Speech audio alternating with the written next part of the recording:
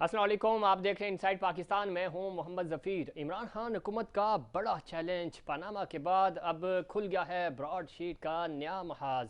क्या अब होगा कड़ा एहतसाब? अपोजिशन की हुकूमत गिराओ तहरीक होगी कामयाब? सियासत की आड़ में नया खेल, किसका होगा फ़ायदा और किसका होगा नुकसान?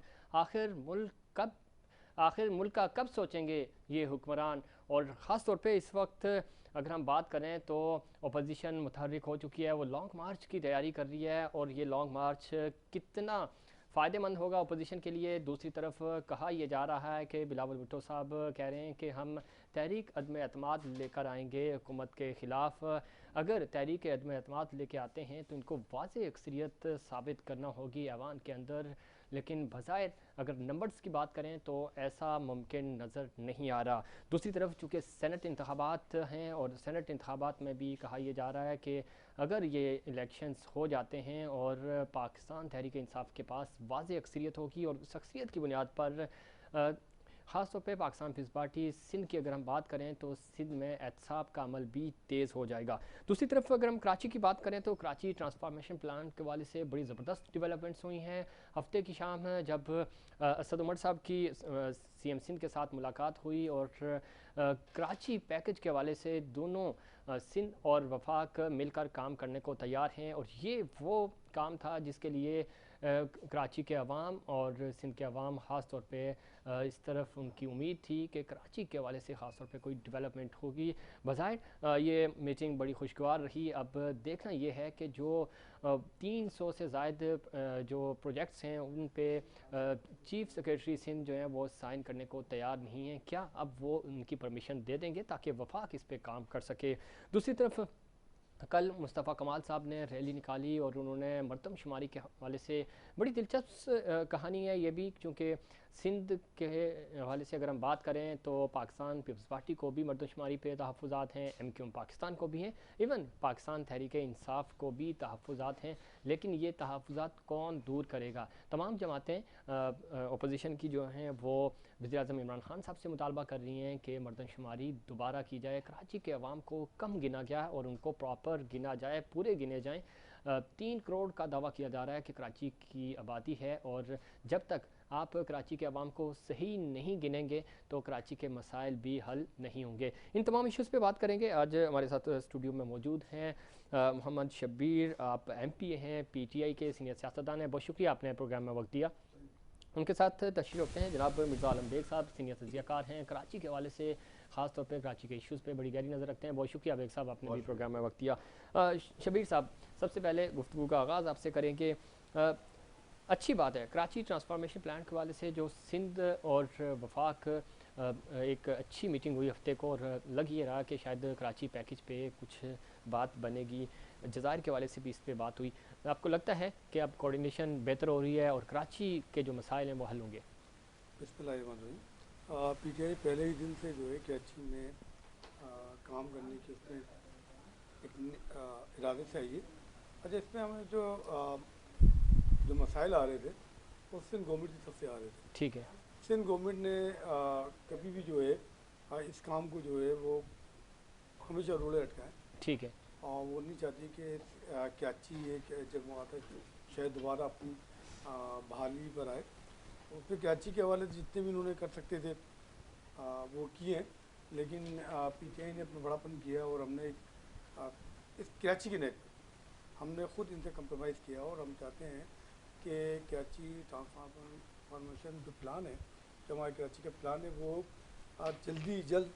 जल्द अमल हो, और कराची एक चमकता जो कराची एक शहर था सही, जो उसी अपनी रोशनी वाले शहर पर आए और एक जदीद शहर के तौर पर उभरे। तो उसके लिए पहली दफ़ा आपने देखा कि तारीख में कि 1100 अरब का एक पैकेज भी अनाउंस किया गया, और उसमें कोई ज़ाती अना नहीं रखी कि हम इस पार्टी से बात नहीं करेंगे या नून लीग से या हम कराची के हवाले से।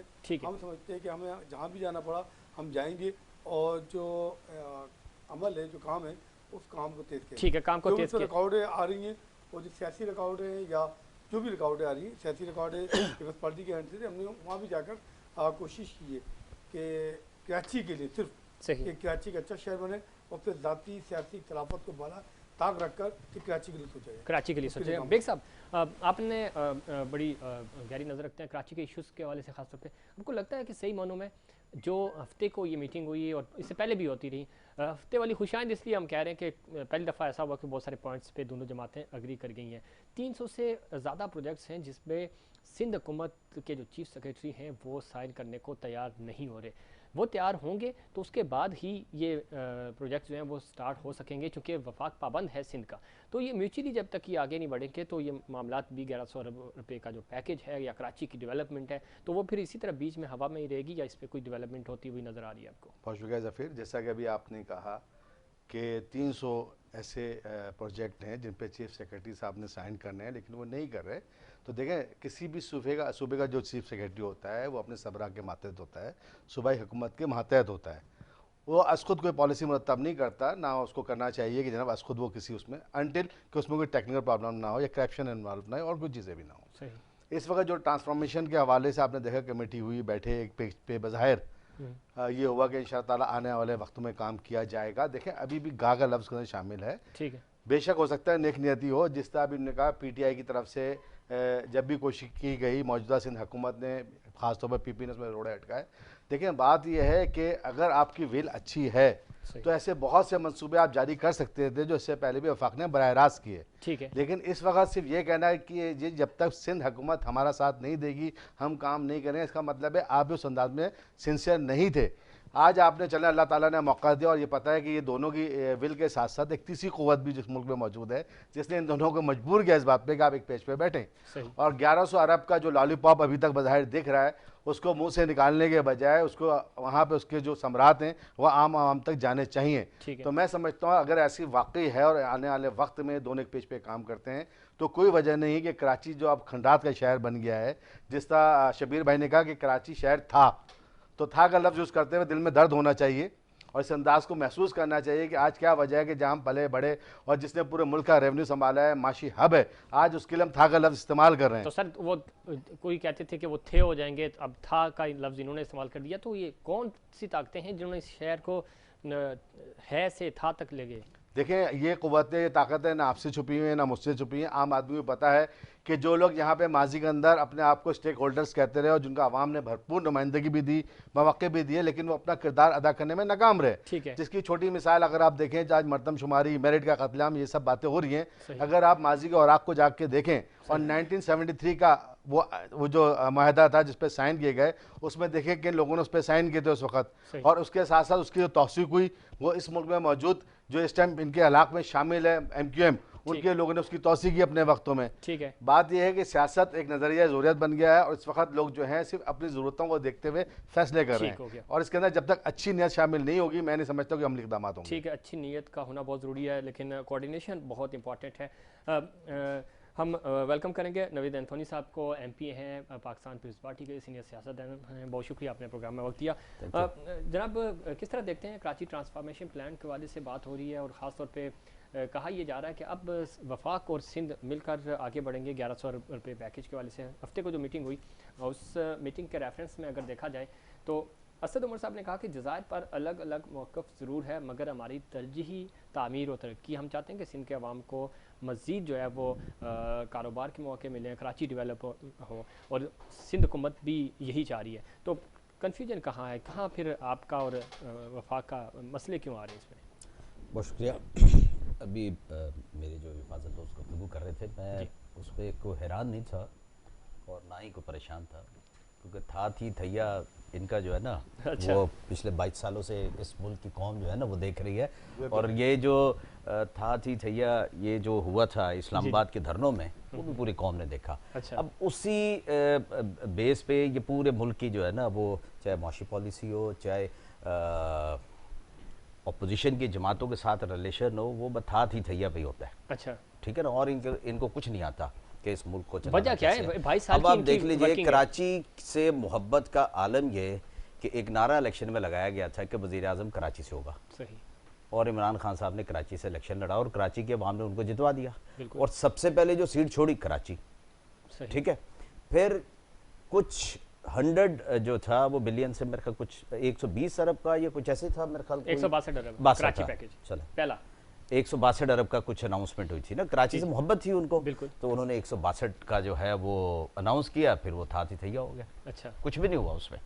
आज तक किसी को नहीं पता कि वो 162 अरब क्यों नहीं मिले। उसके बाद देख लीजिए जब कोविड आया, कोविड से इनकी वज़ीर आज़म साहब की सिंध से मोहब्बत का आलम यह था कि मुल्क के सारे सूबों में गए, अच्छा, लेकिन सिंध के साथ साथ ही थैया कुछ नहीं। अब ये कह देना जी कराची था, बड़ी अजीब बात है। मतलब आप ये बातें कर रहे हैं, मतलब ये नेबरहुड प्रोजेक्ट जिसमें 1100 अरब रखे गए हैं, आप इसके ज़रा प्रोजेक्ट्स तो कराची शहर में घूम के देखिए।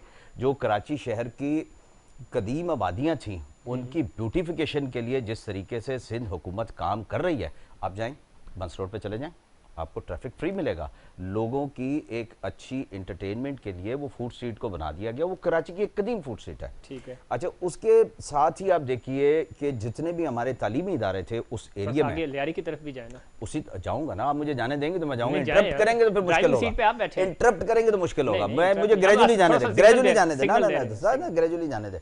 उसके साथ साथ जितने कॉलेजेस का वो जो एरिया था जिसमें को रोजाना की बुनियाद पर हजारों स्टूडेंट्स जो थे, वहाँ से उनकी मूवमेंट होती थी, आते थे, जाते थे, बैठते थे, खाना पीना ये वो सारा, उनके लिए बेहतरीन वहाँ पर एक सिटिंग अरेंजमेंट रखा गया। और बेहतरीन उस इलाके में ट्रैफिक का जो एक लोड कम करने के लिए जो बेहंगम सी एक ट्रैफिक होती थी पार्किंग की वजह से, पार्किंग की वजह से वहाँ पर पूरी एक जो है पार्किंग जो है वो वहाँ पर वो बनाई गई है पीपल स्क्वायर की सूरत में।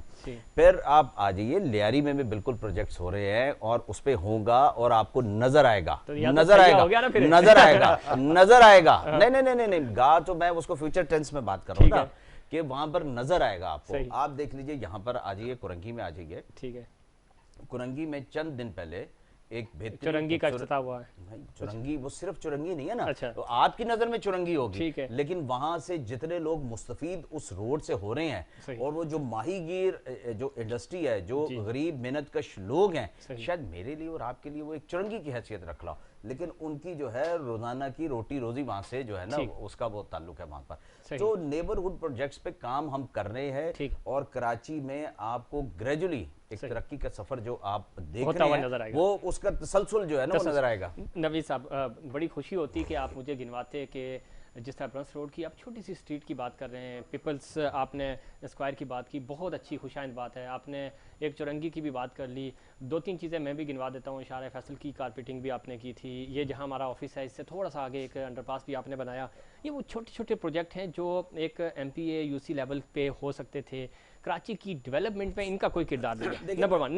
नंबर टू मैं इस तरफ आ रहा हूँ, मैं नंबर 2 इस तरफ आ रहा हूँ कि 162 अरब रुपए का कराची के अवाम को जो लॉलीपॉप दिया गया, इसमें कोई शक नहीं। अब 1100 अरब पे भी 300 से ऐसे प्रोजेक्ट्स हैं, पहले भी आप प्रीवियस प्रोग्राम में मैंने आपसे डिस्कस किया था, 300 ऐसे प्रोजेक्ट्स हैं जो मेगा प्रोजेक्ट्स तो नहीं है लेकिन बड़े प्रोजेक्ट्स हैं कराची के, सिंध के, लेकिन उन पे भी चीफ सेक्रेटरी साइन करने को तैयार नहीं है, क्योंकि चीफ सेक्रेटरी साइन करेंगे तो वफाक उस समरी को आगे लेके जाएगा। इसमें मैं लूँगा 162 अरब पे, मैं आ रहा हूँ ना आपकी तरफ, नहीं मैं उनसे पूछ के फिर आपकी तरफ होगा थोड़ा सा। पहली बात तो ये कि इनकी गवर्नमेंट 13 साल से थी यहाँ पर, अभी भी है। 13 साल में उन्होंने क्या किया, अभी इंशाल्लाह अब नहीं रहेगी। अभी इनके वजीर तालीम साहब उन्होंने खुद एतराफ़ किया कि सिंध के मदरसे वडेरों की औताक बने हुए, क्या उन्होंने कभी इम्प्लीमेंट किया, कभी उसको रोका? एतराफ़ करते हैं कि हमारे वडेरों की औताक बने हुए, लेकिन आज तक किसी को नहीं निकाला। 6000 से ज़्यादा स्कूल वडेरों की औताक, मवेशियों की गल्ला मंडी बने हुए। 13 साल से बरसर इक़्तिदार है। आज अब काम करेंगे कराची का हब साइड टाउन, जहाँ कराची की तमाम इंडस्ट्रियल एरिया मौजूद है, वहाँ की सड़कों का बेताशा बुरा हाल किया हुआ है। आप जाकर देखा, लोग सफ़र नहीं कर सकते। पिछले दिनों बड़े मज़े की बात है, जो उन्होंने तरक्की की बात करें कि मैं MD साइड के पास गया, MD साइड ने कहा कि मुबारक हो, आपके हल्के में जो है वो सिंध गवर्नमेंट ये सड़कें बनाने जा रही हैं। बड़ी खुशी हुई। अभी पिछले हफ्ते के बाद बजट ही चला गया, यानी कि इनके यहाँ बजट वापस हो गया और वह काम नहीं हो रहा। वहाँ आप जाकर देखें ना, क्या कराची शहर को खंडर नहीं बनाया आपने? कराची में किसी सड़क पे चले, आपकी जहाँ भी करप्शन होती है, जहाँ भी रोड बनता है, आप करप्शन होते हैं। यूनिवर्सिटी वाले रोड बनाए, गड्ढे बने। मैं आपको दावे से चलता है, अभी हम रोड बना रहे, जो वफाक के मेरे हल्के का रोड बन रहा है। अच्छा, वहाँ भी एक आपको नई चीज़ बताऊँ, अच्छा, कि अभी रोड बनने रहा है, इन्होंने लाइटें बंद कर दी। सही क्या हुआ जनाब, सिंध गवर्नमेंट ने जो स्ट्रीट लाइटों के बिल बंद कर दिए। अच्छा। पाक कॉलोनी जो मेवा मंगोपी रोड है जो बन रहा है, मतलब अच्छा खासा बन चुका, आप जाकर देखें उसका मियार और इनकी बनाए मियारों का, आपको फर्क वादा आएगा कि वफाक जो रोड बनाने जा रहा है उसमें और सिंध गवर्नमेंट जो रोड बना तो कैसे, क्या थोड़ा सा फर्क हमें भी बताएं कि वफाक क्या उसमें डाल रहा है और सिंध क्या नहीं डाल रहा उसमें। असल है कि इनके यहाँ अगर 6 इंची का लिखा होगा तो 4 इंची का होगा और रोड निकल आएगा। हम अपने रोड की पायदारी के लिए जो कर रहे हैं ना, आप जाकर देखें कि हमने चेपिंग नहीं कर रहे। अच्छा, वहाँ जाकर अब मैं आपको दावा देता हूँ, मेरे हल्के में आप देखिए किस तरह रोड बन रहा है और किस तरह हमने बनाया है, किस तरह उसको जो है पहले ड्रेनेज का मसला हल किया अब है। हाँ, जिस तरह सीवरेज का पहले निज़ाम बनाया उसको मुकम्मल किया, इसके बाद हम उसको बनाने जा रहे हैं और 70% कंप्लीट हुआ है। ठीक है, लेकिन लाइटों का बड़े मजे की चीज, लाइटें बंद करी पूरी मंगोपी रोड की। अरे यार ये तो बड़ा जुल्म हो गया। देखिए सिंध गवर्नमेंट ने अब जाकर तो तारीख की भी डूबा हुआ है। अच्छा, कि जनाब हमने जो बिल नहीं दे रहे, पूरा सिंध डूबा हुआ है अब सिर्फ एक है। अच्छा, जब हमने जो है वो के इलेक्ट्रिक वालों को मालूम किया तो के इलेक्ट्रिक का सुन दो ना, के इलेक्ट्रिक ने कहा कि जनाब जो डीएमसी और डीसी ने फंडिंग बंद कर दी है, बिल देना बंद कर दिए। डीएमसी और डीसी जो है वो सिंध गवर्नमेंट के अंडर में चलते ही। तो ठीक है, पहले डीएमसी के उनसे बोला क्यों, बोले कि उन्होंने रोड विभाग बनाया तो बिल भी वही देगा। अच्छा, तो भाई रोड सिंध की मिल्कियत है, लेकिन चले हम वहाँ भी कर लेंगे, लेकिन कराची से कितनी मोहब्बत है इनको, ये तो बताना। मैं आपकी तरफ आ रहा हूँ, मैं बेग साहब का टेक ले लूँ। बेग साहब, डेवलपमेंट सेक्टर में आपकी भी बड़ा अच्छा एक्सपीरियंस है। आपको लगता है जिस तरह शबीर भाई गिनवा रहे हैं चीज़ें, फिर नवीद भाई ने माशाल्लाह ब्रंस रोड पे वो खाना शाना खिलाएंगे या नहीं खिलाएंगे, सुना बड़ी अच्छी फूड स्ट्रीट बना दी इन्होंने, तो ये क्या मतलब कराची इसी लेवल पे रह गया कि हम ये कहते हैं कि आईटी का बहुत बड़ा सेंटर इन्होंने बना दिया, बिजनेस कम्युनिटी के लिए बहुत बड़ी अपॉर्चुनिटीज़ को हब बनाया, इस तरह का कोई ट्रेड सेंटर बना होता तो हम गिनवाते तो खुशी होती। छोटी छोटी चीज़ें गिनवा रहे हैं टाउन लेवल की।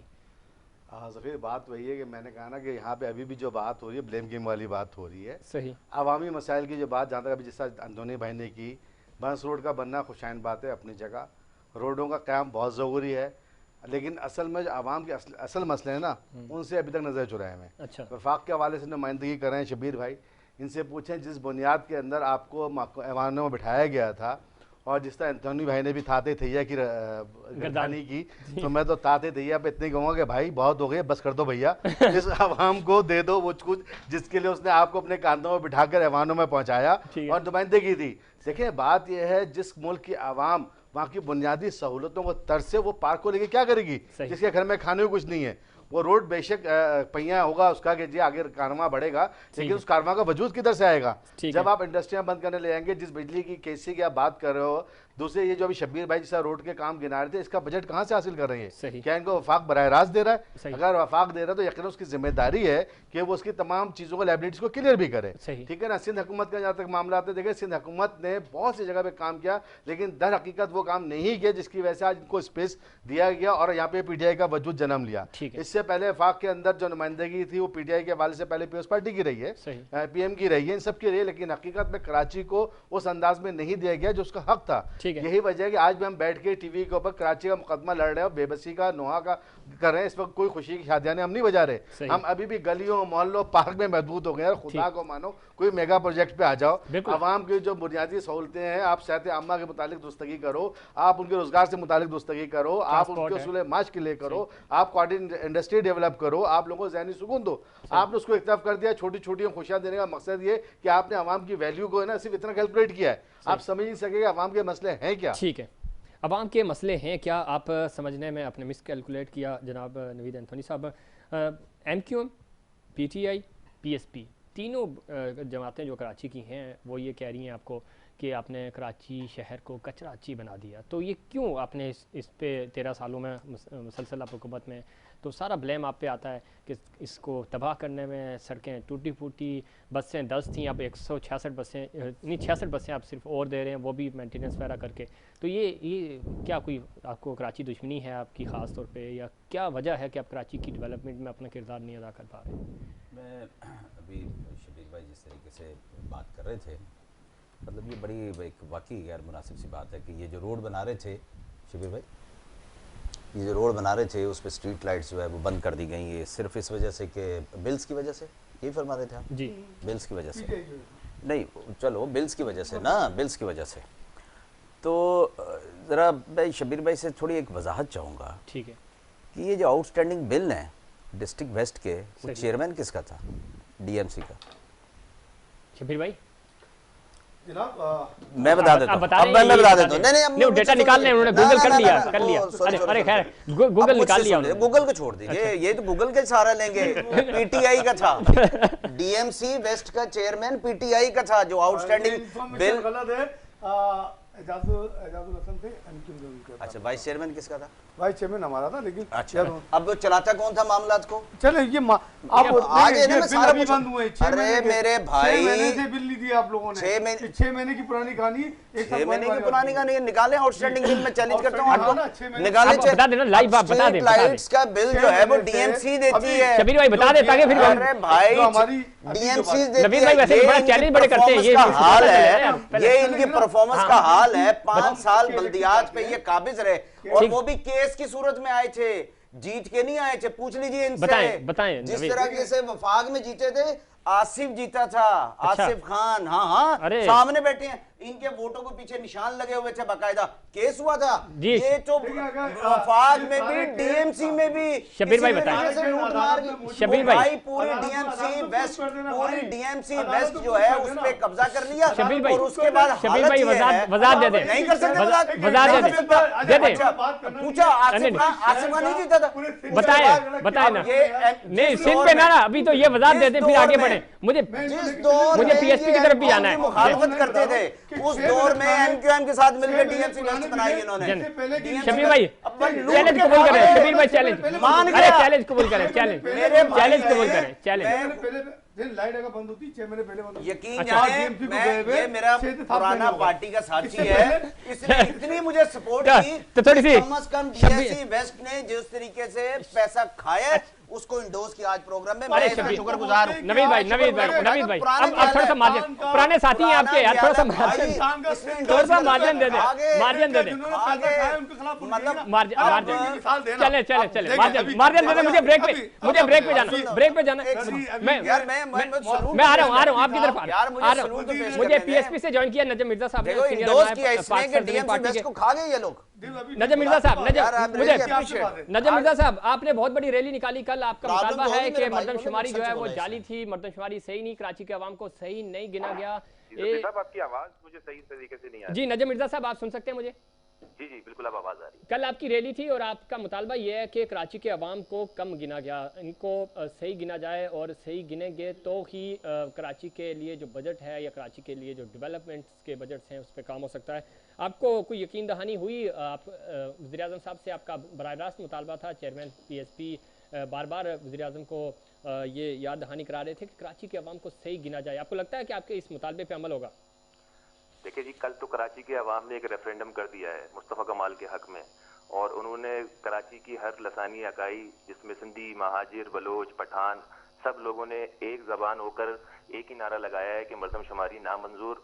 और उन्होंने मुतालबा हमने कल ही वज़ीर आज़म के सामने पाकिस्तान के चलाने वालों के सामने पेश किया है, और अगर हमारी बात आगे नहीं मानी जाएगी तो मुस्तफ़ा कमाल साहब, चेयरमैन मुस्तफ़ा कमाल साहब ने वाज़े कर दिया है कि हम आखिरी हद तक जाएंगे और इस पर कोई समझौता नहीं करेंगे। ठीक, नजम मिर्जा साहब आप सुन सकते हैं मुझे?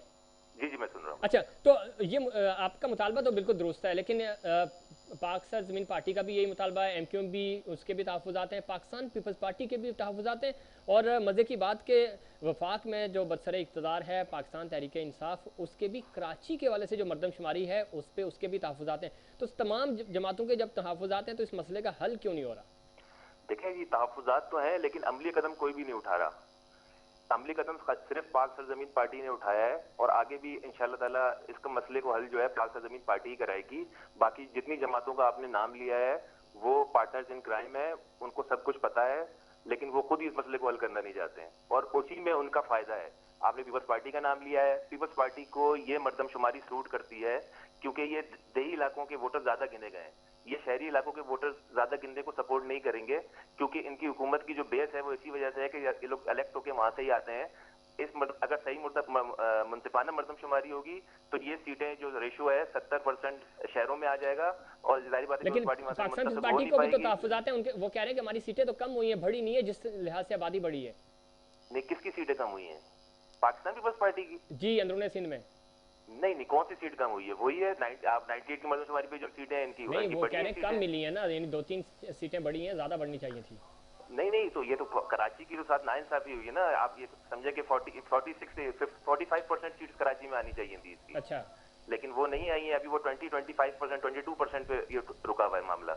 ये सही करवा देंगे तो कराची की सीटें 70% हो जाएंगी सिंध असेंबली में। फिर पीपल्स पार्टी का जो ये इक़्तिदार का जो ये चला आ रहा है मामला, ये सूरज गुरूब हो जाएगा। तो इनको ये पता है, तो इस वजह से ये ड्रामेबाजी कर रहे हैं, ये मीडियम में भी ड्रामेबाजी कर रहे हैं।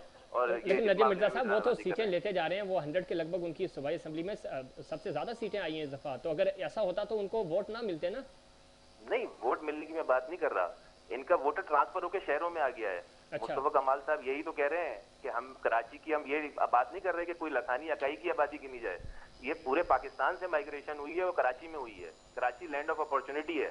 कराची में पूरा पाकिस्तान हिजरत करके आता है। कहीं आप कैंट स्टेशन पे खड़े हो जाएं, आप सोराब गोड के बस अड्डे पे खड़े हो जाएं, रोजाना सैकड़ों की तादाद में लोग कराची आ रहे हैं। तो कराची में उस पर कोई एतराज नहीं है, हमारे भाई हैं, हमारे माथे के झूमर हैं, आए यहाँ पे अपना रोजगार तलाश करें। लेकिन हमारे साथ नाइंसाफी है कि उनको गिने तो कराची में। ठीक है, कराची के साथ नाइंसाफी नहीं होनी चाहिए, कराची के अवाम को सही गिना जाए और उनका हक उनको मिलना चाहिए। बहुत शुक्रिया नजम मिर्जा साहब, आपने प्रोग्राम में शिरकत की। इस पर हम मज़ीद बात करेंगे, क्या कराची के वाले से डेवलपमेंट होगी या नहीं होगी, और ख़ास तौर पे सेनेट इंतखाबात और लॉन्ग मार्च होगा या नहीं होगा। पाकिस्तान पीपल्स पार्टी ने और चेयरमैन पाकिस्तान पीपल्स पार्टी जनाब बिलावल भुट्टो साहब ने कहा है कि हम अदम एतमाद की तहरीक लेके आएंगे। तो क्या ये नंबर उनके पास पूरे हैं? उनको यकीन दहानी है कि वो आइनी तौर पे अदम एतमाद लेकर आएँ और उसके बाद वज़ीर आज़म को रिमूव कर दें? इस पर बात करेंगे, लेकिन उससे पहले एक कमर्शियल ब्रेक।